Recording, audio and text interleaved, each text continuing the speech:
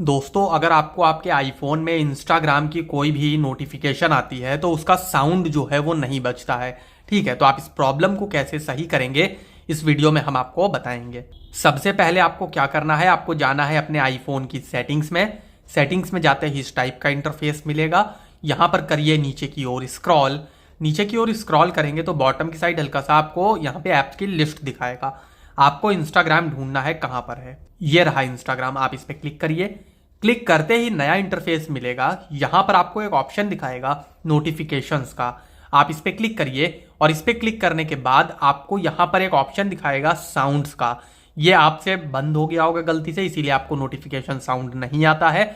आप इसको क्लिक करके ऑन कर दीजिए, आपकी प्रॉब्लम सही हो जाएगी। अगर वीडियो से हेल्प हुई हो तो वीडियो को कर दीजिए लाइक, चैनल को कर लीजिए सब्सक्राइब एंड बेल आइकन को प्रेस, ऐसे ही और भी वीडियोस देखने के लिए।